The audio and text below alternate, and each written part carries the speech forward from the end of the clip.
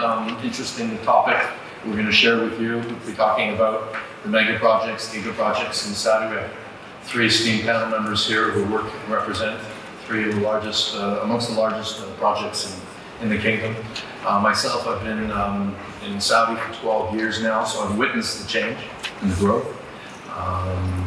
And I'm happy to introduce, well, Sabina's already introduced you, so I think I'll jump into what we call the 2030 vision, because that sort of set the stage for all of this development activity that's been going on for the past 5 years. So when King Salman began reigning Saudi Arabia in January of 2015, about a year later, they announced the 2030 vision.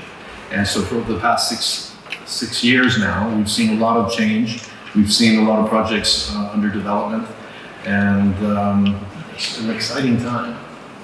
So the 2030 visions is a strategic framework to reduce Saudi Arabia's dependence on oil, diversify its economy, and develop public service sectors such as health, education, infrastructure, recreation, and tourism.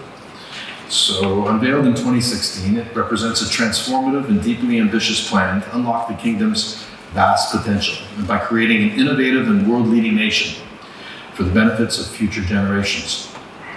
In the past 6 years, since the vision's launch, Saudi Arabia has witnessed both unprecedented change and remarkable growth. Today, this distinguished panel are here to share some details on the amazing and wonderful changes that we've been witnessing in Saudi Arabia. But before we start, I want to show you a teaser video on one of the projects. And if you want to click that on, we can start.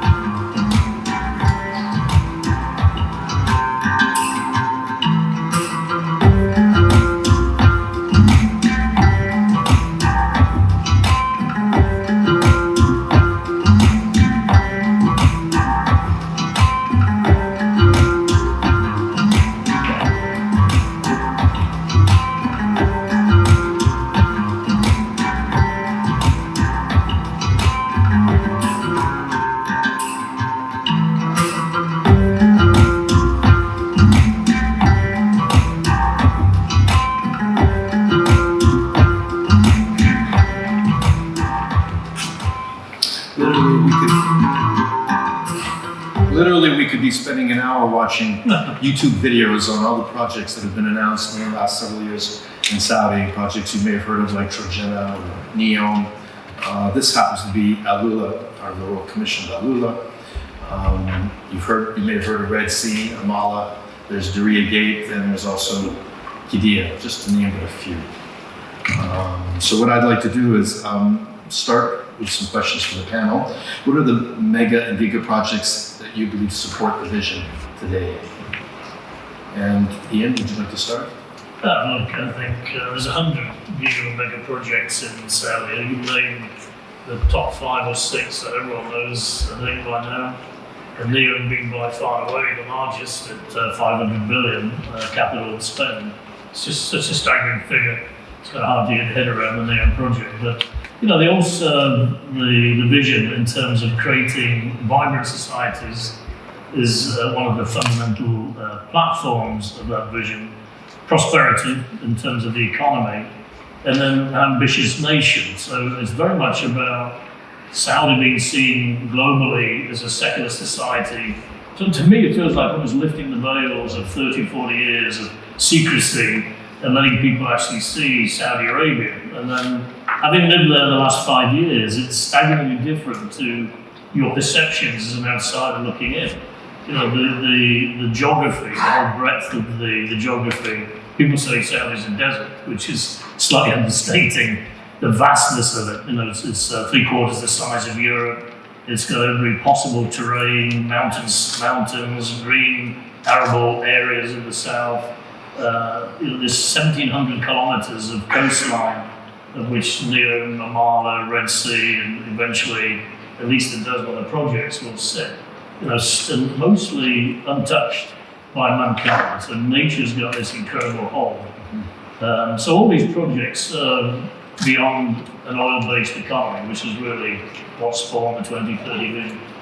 That's true, and it takes 2.5 hours to fly from one corner to the other corner of Saudi Arabia. People don't realize the size and vastness, and as you indicated, the differences in climate and the natural features. So we have ski. Eventually, we'll be introducing ski mountains, and of course, some of the best beaches in the world. So, at what level are projects being designed as iconic, and how are the architects being qualified and invited? Saeed, you want to? Actually, for most of these projects, speaking about knowledge economy as an example, or all these other large scale and ski projects, they are depending on the highly qualified international names. So normally, I believe this is a standard procedure that you make a pre-qualification for the projects depending on the size and the level of architecture required. It's a standard procedure being used in knowledge economic city, and all of other developers are doing the same from our experience. As example, we are using big international name for retail. We are using one of the best, which is Channel Taylor from UK, is doing our retail business. From US, we're using international consultant also for master planning, AlUla. And I'm sure all of the projects, Red Sea and AlUla and other are doing the same. You use a specified consultancy for depending on the project type itself, with international, especially the concept and the vision of the project, to ensure that it's being done as vision itself.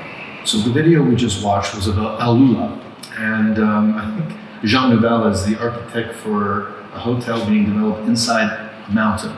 You saw some cutouts. So could you speak to one this? of the prestigious hotel I would say in the world actually, and now it is very challenging to have this hotel within the mountain. It is actually digging through the mountain to build the hotel inside.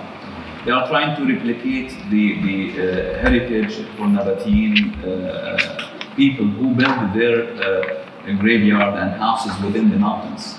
So if they succeed to make it 20,000 years ago, so we would do this again now. And of course, Jean Nouvel is the architect for this, and there is another prestigious hotels who are talking about 50 plus hotels and resorts, and the social infrastructure is going to be built in AlUla in the next 4 or 5 years max. So this is actually very ambitious goals we are trying to achieve. It sounds like it is an ambitious plan. So what are some of the challenges that you see in order to be able to deliver on the ambitions and on the vision of each of these big projects? Just the vastness of it. If you take the Red Sea, I joined the project in June 2017, so just over 5 years ago. There was a strategy being done by Boston Consulting Group. So all these projects had the input from McKinsey's or BCG or similar. That took the 2030 vision and tried to say, how did you apply that? How did you generate wealth? How did you create society opportunities for locals in each of these locations? But the king had demised a plot of land that was 28,000 square kilometres, which is about the size of Belgium. It's pretty much equivalent to Belgium. So here's a country scale line on a map, bounded by a small town of Albially to the north and onwards to the south. Staggering scope, huge diversity, massive coastal plain, 250 kilometre coastline, 30 kilometre coastal plain, mountain ranges, volcanic sites, and so on. Huge hinterland we haven't actually explored. It's so big. Very, very small population. Don't quite know the number, but 40, 50,000 people living in a country scale the size of Belgium. One piece of infrastructure running through the site, which is Highway 5, it's kind of well known in Saudi. It's the north to south 4-lane carriageway, runs all the way from the Yemeni border, all the way to the borders in the north. That's it. That's the infrastructure. So we go away and start a project in that location. There's no housing, there's no power, there's no water, there's no roads. Can't get access from the Highway 5 to the coast without sticking your 4x4 into soft sand here and there, and then trying to explore the hinterland and to find out where to develop inland. So massive logistical issue of getting started on these projects. So the key is you have to start building. You have to build with very limited design information. You can't wait till your ultimate design is completed.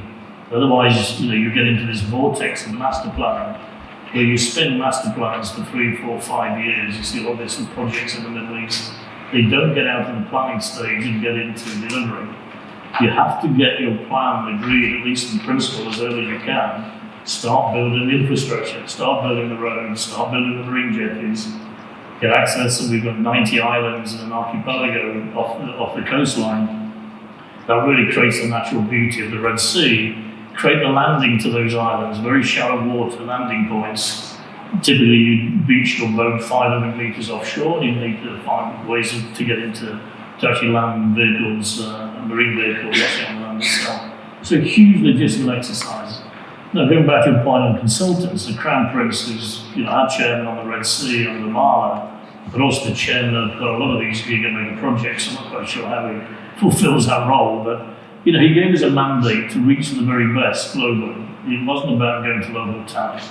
It was very much reaching out to the world's best architects, the world's best engineers, the world's best interior designers to come on board and help us with that journey. We've got something like 500 consultancy contracts currently in play. Contractors are a little bit more parochial. They're trying to generate wealth for the kingdom to engage the supply chain, the contracting supply chain in country. That was largely on its knees, in fairness, with the demise of Saudi Arabia. Saudi bin Laden, pretty well shadowed where they used to be in terms of scale.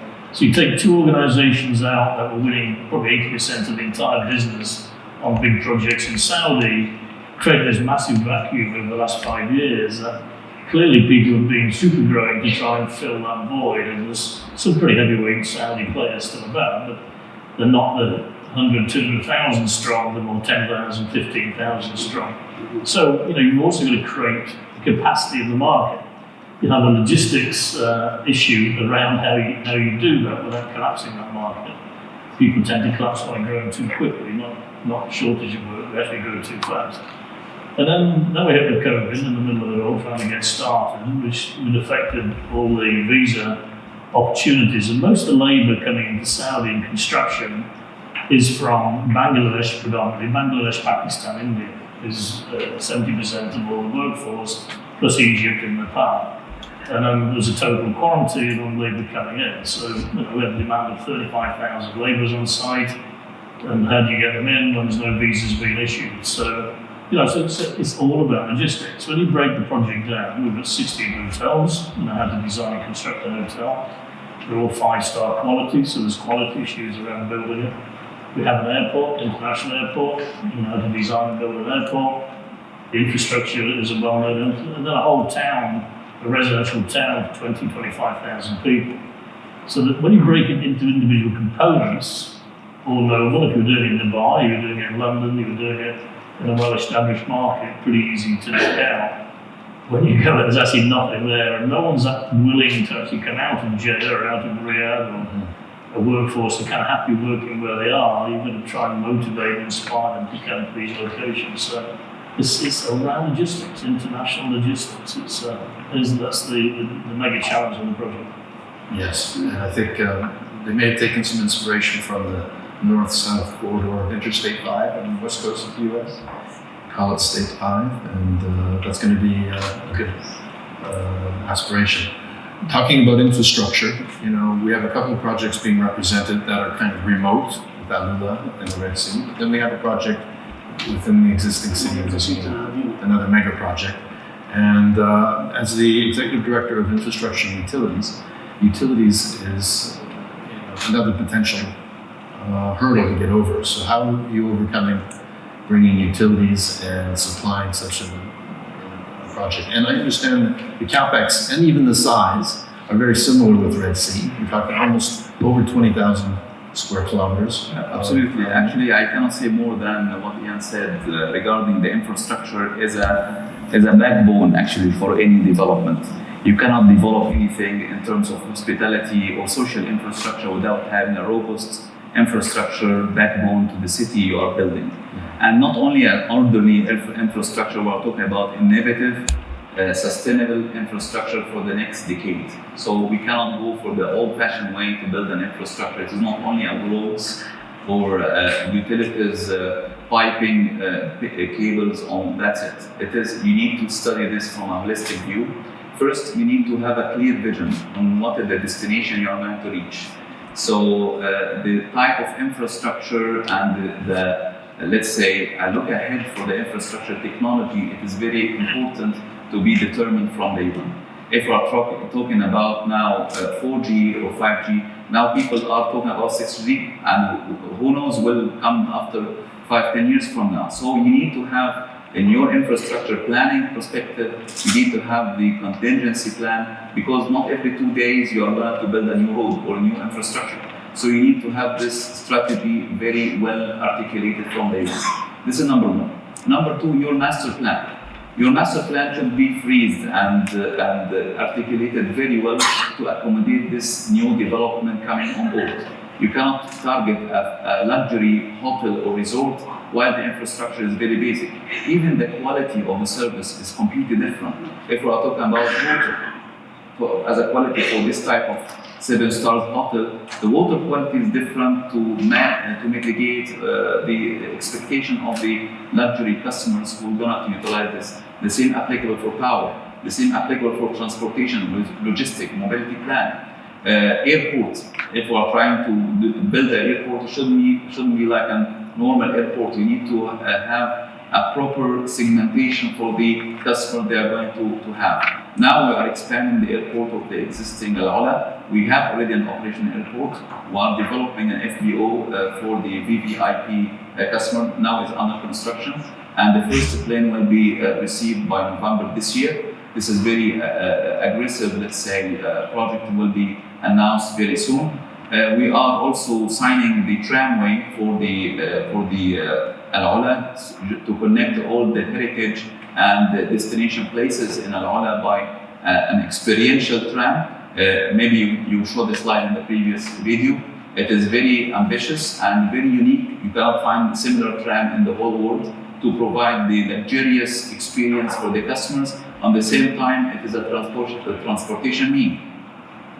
Also, in terms of infrastructure and to assure that we can cope for the demand coming for the next 2030. Actually, our vision is until 2035, not 2030. So actually, we are thinking beyond another 5 years above the vision.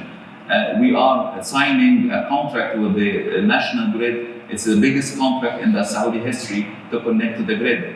A part of the sustainability measure, we have up to 700 megavolt ampere of the sustainable solar power plant connected to the grid. Actually, this is more than 50% as per the vision. Water is another connection, because we are having another desalination plant built in Tabuk and will be connected to AlUla, and I presume this will supply all the development on the Red Sea coast. All of this type of projects, it requires to secure your supply chain from the consultancy firms, from the contractors, from the supply of material, from the mass production you are expecting. And I believe this is the major challenge we are having now in Saudi. We have a concurrent mega project coming all together, and we need to assure that our suppliers are sharpening their sword to cope for the demand coming from the material. I'm talking about the basic material, even cables. You will not find cables in the market very soon because of the whole political and geographic changes around us. If we have all these ambitious projects coming on board, this will be very challenging. If you let me talk about this, I will take maybe an hour for this. So actually, even within the city, the inter-city communication and the transportation systems. The gentleman talked about the general logistic and the main infrastructure, high-speed trains. As an example, the high-speed train that is now it's up and running from Makkah to Medina. It's a very successful project. It's actually But the plans to do the same all over the kingdom, to connect east to west, which was called the land bridge at the time, these plans are long-time studies, more than 3 years. So the implementation of the connectivity between the whole city through high-speed trains and roadways and secure the infrastructure is something that's very important. Even inside the cities itself, the metro and the tram, now we have seen what's happening in Riyadh, which is huge transportation, internet transportation for the city. It is up to state on its variable system, but it took a long time to be implemented. We need the same to see it in Jeddah and Medina and Mecca, all of the other cities. Also to collect the visitors. When the visitors come, we need to reach Haram, as example, Medina. Very convenient way. It is not happening quickly, it just need to be expedited. There is resistance from the Crown Prince and the government, yes, but it needs to be more fast actions to be able to achieve this target. Ian, can you share with us what the program is for phase 1 at the Red Sea? So we have 16 hotels in phase 1. We've got the first 3 opening early next year. So we're going to hand it over to our operators, the first 3.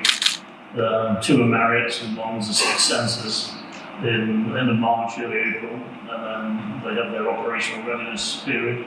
We give them access to the sites in September, October this year, so they can get in and build the kitchen, set up their IT, and then up to the operator to finally decide on the opening date.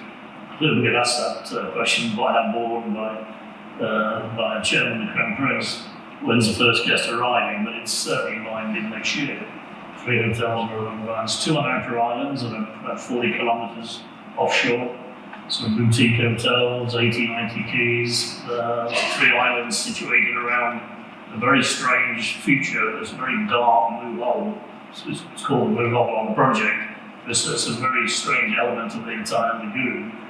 And then 1 on a mountain plateau. For no good reason at all. We picked the most difficult site to build. It's got a 360-degree view back to the sea, back on mountain ranges, incredible landscape. And I think Six Senses have got an absolutely stunning site. It's going to be absolutely sensational. They're also got a site on our AlUla project with 8 hotels in Mala that are well advanced, but they're heading for late 24, early 25. And already we have hotels open and operating in AlUla, I believe. Absolutely. Actually, we started because AlUla is a little bit different for the other greenfield projects. Like Red Sea, starting from almost scratch. AlUla was existing, and we have about 50,000-60,000 people living there. There is some infrastructure there. It is not up to the expectation as we desire. However, we started to build and utilize this type of infrastructure. We have Ashar Valley is already operational. We have Habitats, Banyan Tree, and all of these luxury hotels started to accept people from last year, actually.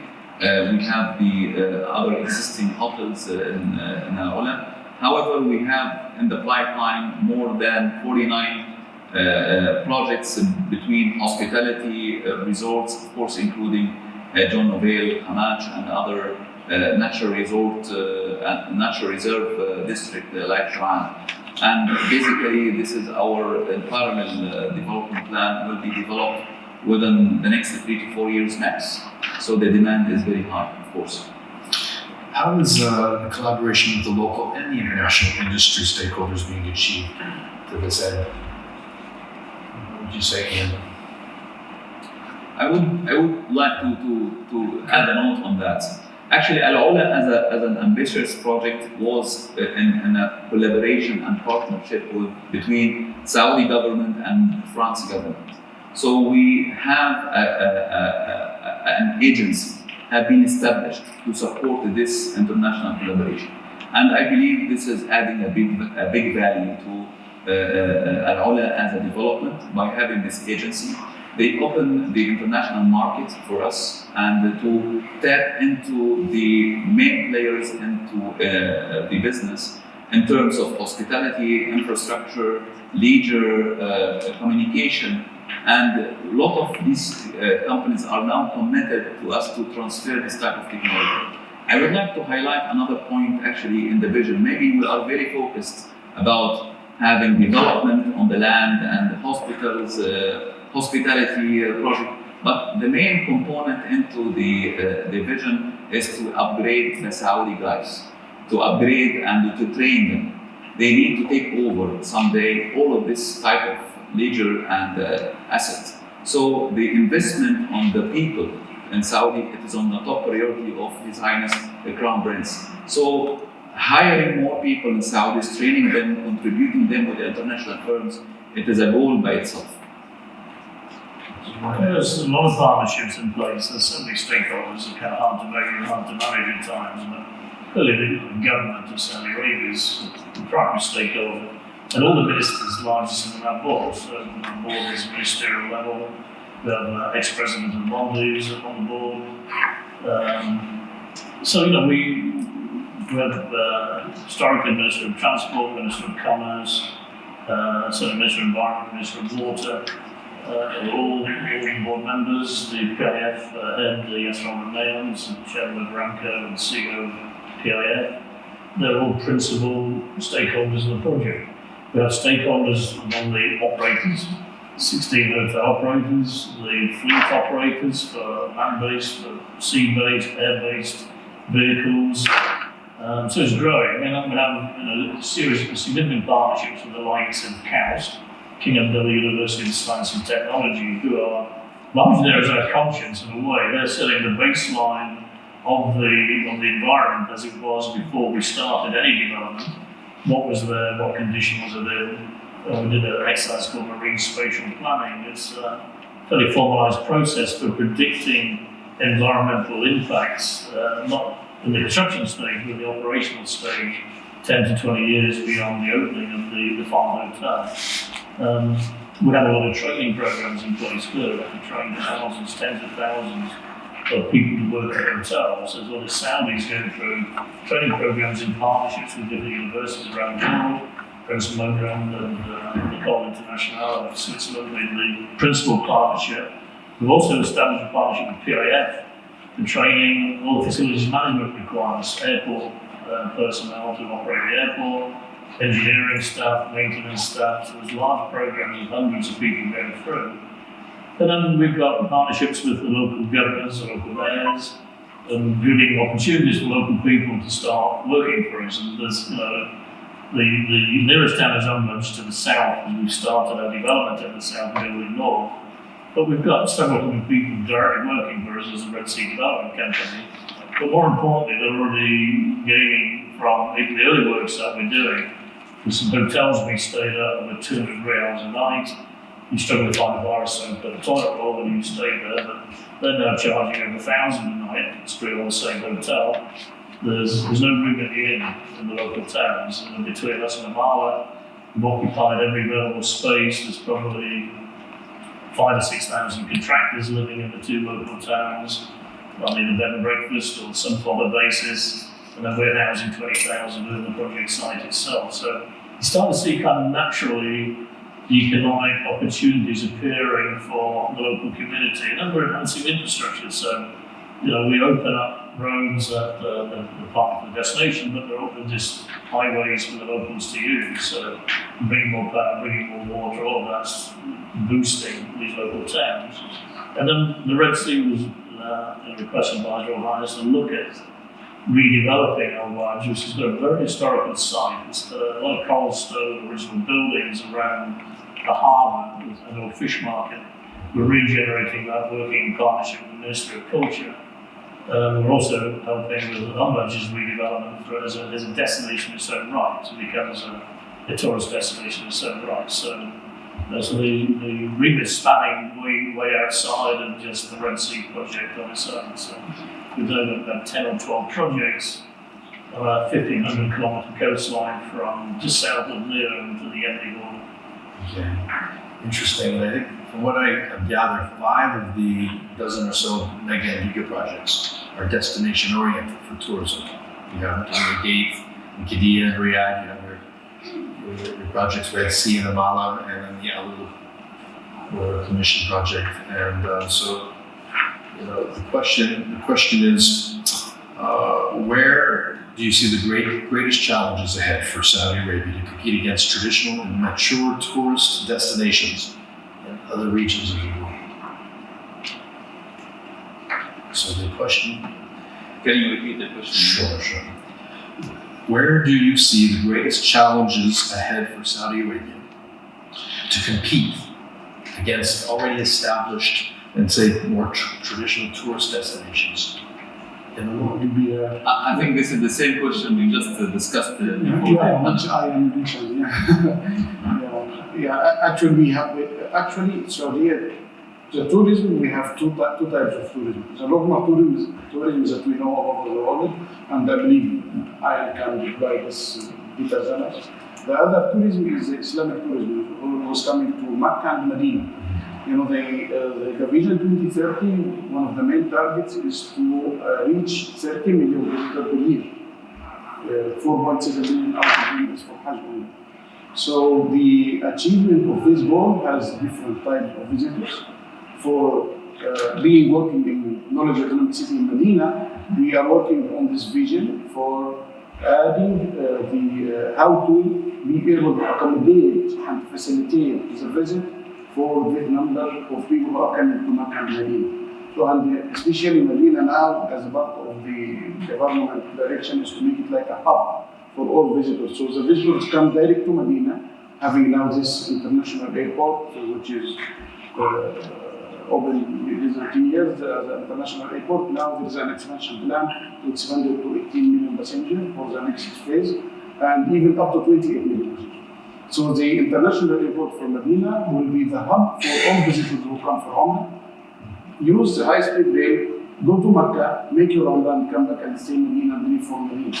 And the Medina have a proximity to all of other AlUla, AlUla and Red Sea, and also Yambo, and all of these are connected. So you can, even while you stay in Medina, you can visit all of the other places as well. So in Knowledge Economic City, we are working in this direction with the Youth Rahman program. As you know, the Vision 2030 have 13 programs. One of them is called for Youth Rahman, so how to elevate the level of satisfaction for the people who come for Umrah and Hajj, and how to be very happy, not suffering in Hajj like what was happening before. Now everything is being enhanced a lot and being advanced every day. There is some new actions being taken, starting from the smart visa, where you can finish everything in your country, just go directly, no need to stay in the airport, just go directly to your hotel where you will find all of your luggage. This is started with 4 countries until now, and it will expand a lot. In Knowledge Economic City, we are working on this. Medina has a shortage of 125,000 keys by 2030 to achieve this vision as a shortage. And we have 2 major developments, which is Knowledge Economic City. We are securing about 42,000 keys, and Pro Al Medina, part of the PIF programs, as well, are securing about 80,000 keys. So this is one of the major directions that we are doing to fulfill the gap of the visitors who are coming, how to accommodate them and how to treat them. This is in the Islamic or the religious tourism. Other tourism in like Red Sea, and I believe Ayan can give us better how to compete with other surrounding areas. We will discuss it. I think Elsaeed is good at spot on. I mean, we look at these as projects. That's our task. Develop the Red Sea, develop Oman. I mean, we're developing tourism in the west coast of Saudi Arabia. They don't enjoy that. So the Minister of Tourism, we work closely with, and people will pick multiple destinations. You're going to spend 5 nights in the Red Sea, you're going to spend 2 nights in AlUla. It's a very short ride or a helicopter ride, whatever transport. Eventually we'll have a rail system between the two. That was the vision of the Orient Express to connect AlUla and the Red Sea and potentially further afield. And you'll spend time in Neom and so on. So it will be very much developing tourism for Saudi Arabia. We have to lift our heads. We've just finished a strategy paper for board, with Your Highness, that's looking at the 1,700 kilometre coastline. How do you generate that entire coastline? We've got a lot of projects that are not yet in public domain. They go right down 200 kilometres south of Jeddah. And we have programs that are also capturing opportunities for people living, Saudis living in Mecca, Medina, and Jeddah, for their holiday requirements. So the quantum of money being spent by Saudis going to Bahrain, going to Dubai, going to Mayfair, going to Europe is well known. So how do we capture some of that tourism dollar and get it spent in country? It's spent there largely because there isn't the opportunity to go on these great destinations in country until, as I say, next year and beyond. We created a smart destination, so we guess we have infrastructure, because it doesn't exist. It gives you this open opportunity to create a smart destination to make your customer experience totally unique, to enhance efficiencies. For example, your holiday will start at home. You'll take advantage of some of the metaverse and the virtual world to understand exactly what your experience is going to be like and what you're booking before you come. High tech in the airport that you don't have to just hang around in baggage handling to retrieve your bags. It's smart tag. It'll be taken to your hotel. That creates some anxiety, I understand, in some people, but I'm delighted I don't see my bags having left Mountain Deep Road to go out to the west coast of Saudi. Your bags are at your hotel at the time you arrive. The technology works, no queuing at the airport. You'll whisk through, and when you leave the hotel, you're also checking in for your flight. At the point of exiting the hotel, you've also got your ticket to board the plane. Short hop to the airport, short wait, and you can go to the plane. And then a whole bunch of other platforms that are enabling technologies to make the customer experience totally unique. Then I think the whole natural environment. This is a regenerative development program. It's not about minimizing damage to the environment, it's about enhancing the environment. Succeeding is going to be more fish in the sea, more birds, more wildlife, more natural flora and fauna, more coral, with transplanting and growing coral, more mangroves. This is absolutely critical for carbon sequestration. So regeneration is becoming a must-have for luxury tourism. People are not looking for a 2-day, 5-day on a beach setting. They're looking for evidence this was done in an environmentally sensitive manner. Sustainability is built into the thinking behind the development. And visitors want to come and enhance themselves, contribute to that enhancement of the environment. So there's huge opportunities given this is largely a landscape that's never been populated. The coastline has got no development whatsoever. It's hard to describe, to be honest. I've never seen it in any other country where you've got hundreds or thousands of kilometres where no one's done a land grab to say, that's my plot. I've got my beach hut up or my house and this is my area.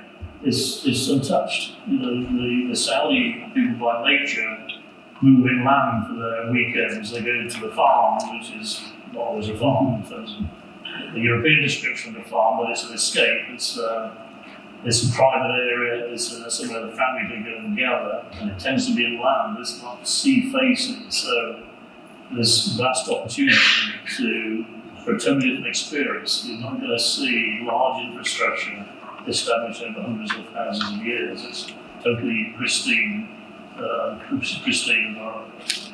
It's incredible to hear the magnitude of these projects, and a lot of thought obviously has gone into the customer journey and making an easy, welcoming experience from the beginning through to the destination. So I think it segues nicely to opening up to the audience in case anyone here has questions in this panel on these projects. You have a question? Hi. We spoke briefly about the sustainability for part of the project. Our projects are quite diverse among each other. Greenfield, brownfield, and brownfield in more developed city. How sustainability is taken in consideration in your project for the different phases? It's super critical, as I say. We coined this expression regenerative development, which was really off the back of one of our advisory board members our advisory board is made up of international heavyweights who've been involved in global tourism throughout their lives.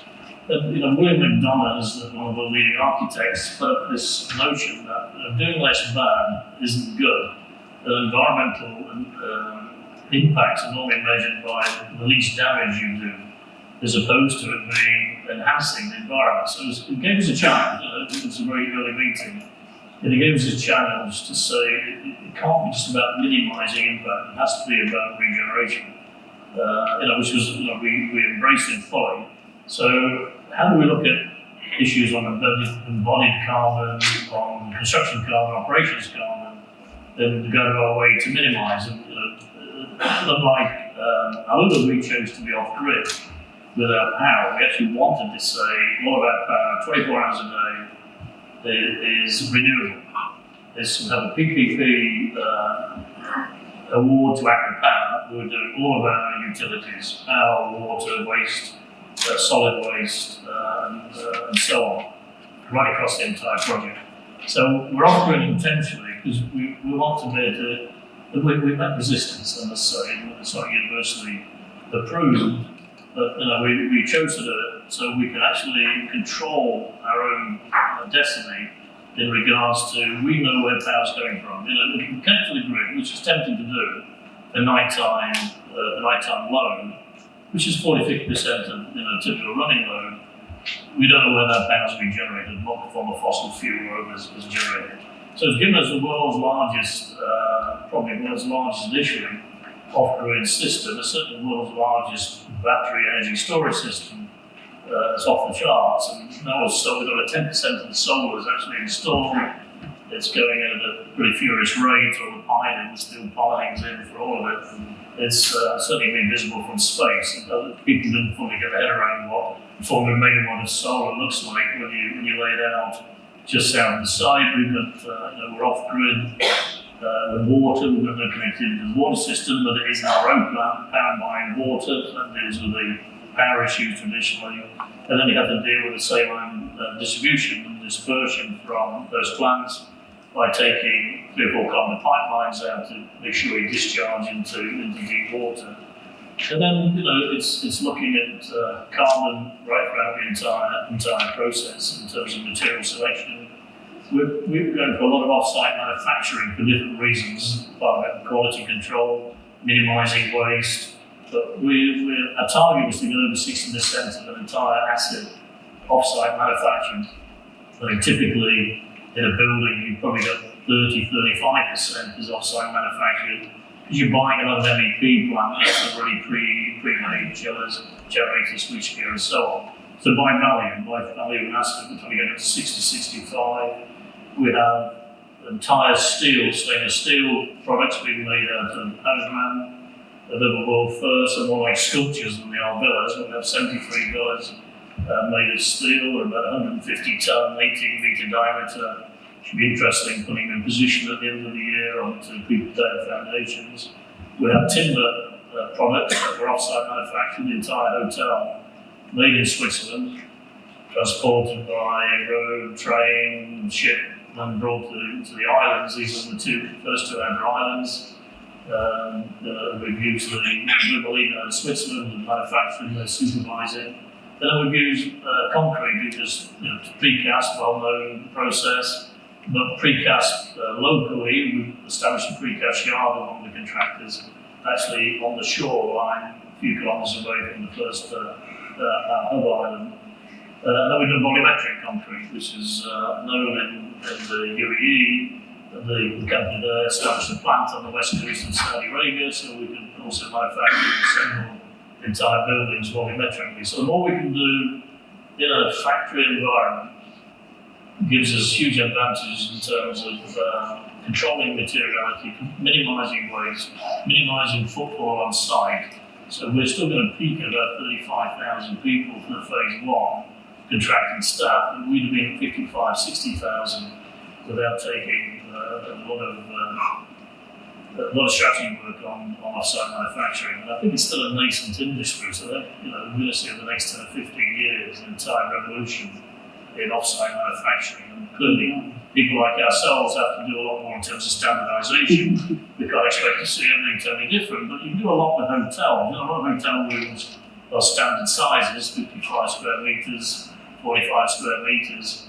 How do you retain that internal box so it can be off-site manufactured on a repeat basis?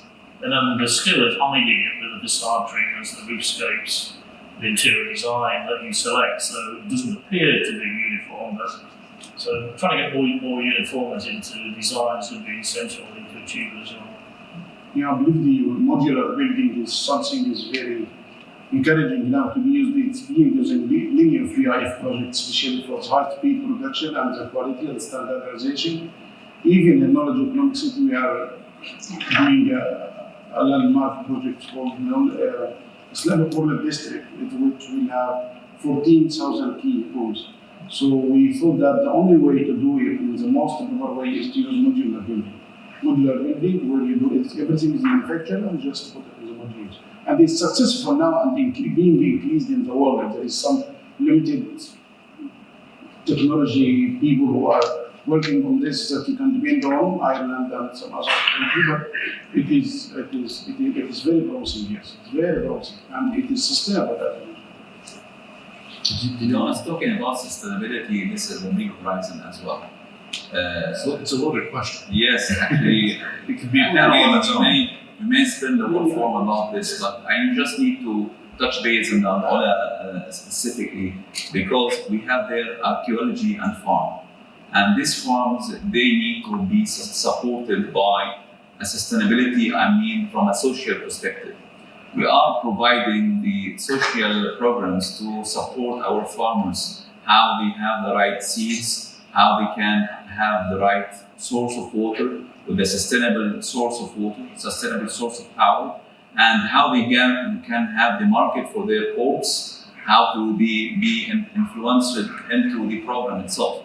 This is the success for any project, to assure that the people who actually raised in that land, they are contributing positively into the development program.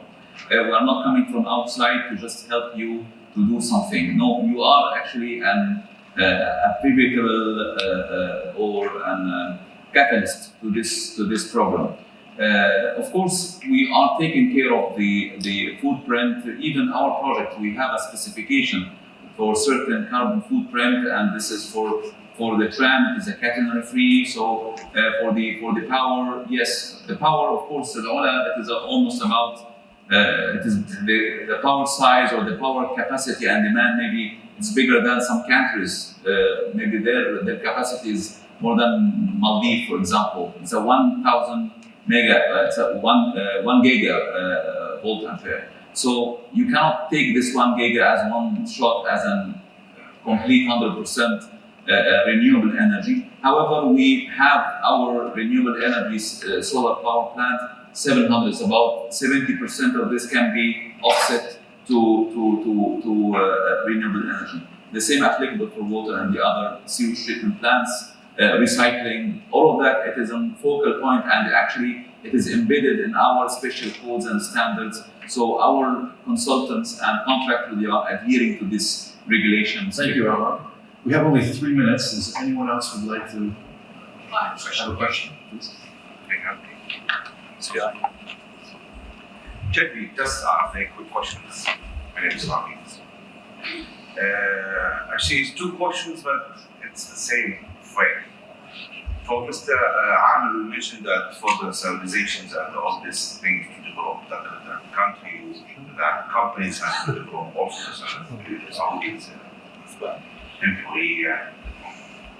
Did they just went through to take the opportunities of the small companies in the market and start developing these small companies, or engage them, the real estate companies, small companies, from small to medium? We're not talking about big companies. Is there a plan to engage them to the real estate development in huge companies like AlUla or Red Sea Mall or Red Sea development? This is number 1. Number 2, for Mr. Ian, you mentioned 2 big firms in Saudi Arabia, which we can say they are not existing anymore. Saudi Riyadh and Saudi again. How you are thinking? What's the challenges you have been through to deliver the project? Since we have a shortage of all these construction people and all these construction companies in Saudi Arabia. Thank you. Okay, I'll make it short just to give Ian for this comprehensive question because I'd like to hear his opinion about that. Of course, in AlUla, as a Royal Commission, we are not a profitable-oriented organization. Actually, our aim and our mandate is to uplift the Saudi society, including the Saudi companies who actually need to be in the market in terms of investors, in terms of contractors, in terms of consultancy firms. We are not making a very stringent regulations to enforce these companies to have a certain percentage of Saudis. However, we are opening the horizon for the partnership. We are giving them the facility, we are providing them with the lands. If they want to come and invest in AlUla in terms of contracting or consultants, we give them the land, we give them the facility to connect, and we give them the right opportunities to grow. Actually, our aim is not to build this on any mean, but we need to have a sustainable approach on this development by utilizing our partners. We're not calling them contractors, we're not calling them consultants. Actually, they are a business partner for a long term, and this is our theme of making business with them. Yeah, so on the correct Saudi bin Laden's demise a little bit because they've still got 70 billion real order book, which is largely back in Medina, I understand. It's largely in the holy cities. But they haven't been prevalent on some of the bigger projects. They're starting to make an appearance. They're getting resurrected, like Phoenix from the ashes, and they're starting to reappear. They've still got around 100 subsidiary organisations that are making interior design products, if you like, all the way up to large contracting businesses and facilities management business.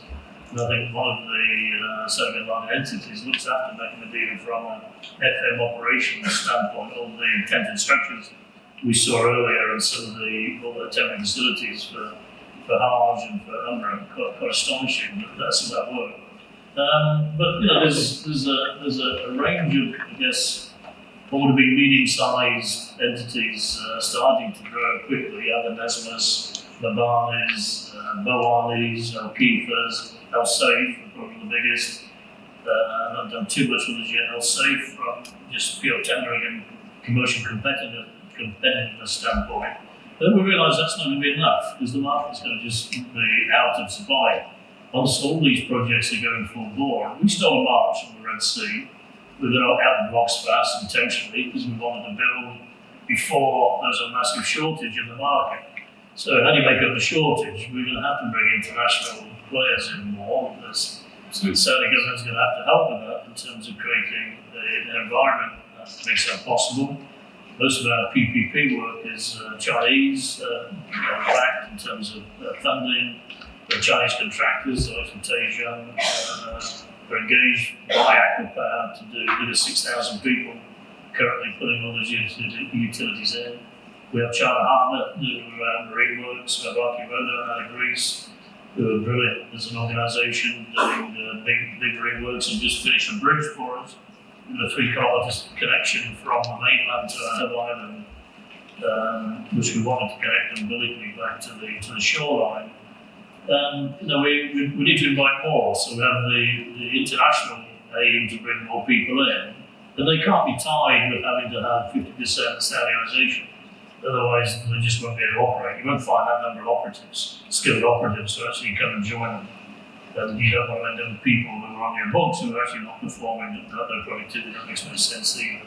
And then we've also adopted a new procurement route, certainly for the key assets like the hotels, where we're acting as the main contractor. Well, it's quite a big step, but we're the construction manager effectively. So on the hotels, we're buying 22 work packages. So we're trying to avoid people marking out somebody else's work. Because we want this to be, we do have to generate return investment. This developer is very much part of our ethos. So, we're starting to deal with those who self-perform. There's a myth, largely in contracting, you think you're going to somebody who's actually doing all the skilled trades, but in fact they're not. They're just defraying it all out to 80 or 100 contractors, and they've got a very fit management team. They put a big markup on whether they're procuring from marketplace. Plus, they play a little bit of a game. They give you a price, and when they win it, they go back to that same supply chain, do the double development, beat them down. If you want the job, it's 20% less than what you've given me so far. Some of these people drop out, they find substitutes. So as an employer, you find you're not quite getting what you think you bought, nor do they perform as much as you think they perform. So we want to get down to the actual supply chain themselves. People who provide swimming pools, people who provide glazing, people who actually provide the facade materials. So we've got this, it's a big network, it's a hard undertaking.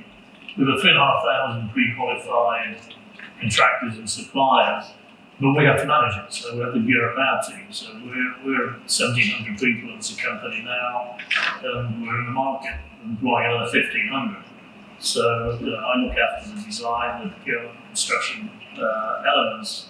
So that's a big piece of those numbers, is the number of work package managers, contracts managers, commercial managers, procurement team you need to run it in that manner. But it was the one way we saw of giving us more direct control, controlling quality better, reducing price, and we can encourage some of these small organisations to grow, provided they grow at an appropriate pace. So a lot of different measures in place, but it's going to be a massive challenge in 12 or 18 months, depending on the pace of awards from the big and mega projects. There's going to be a point, it's going to need international help. There's going to be a big outreach. And I believe also recently the BIF already did GVs with 3 big names of the contractors. So the BIF realized this, and they are trying to create 3 major contractors who might work in this local to have some local existence, plus the internationals like Chinese here and there, and this is really happening. That brings us to a conclusion.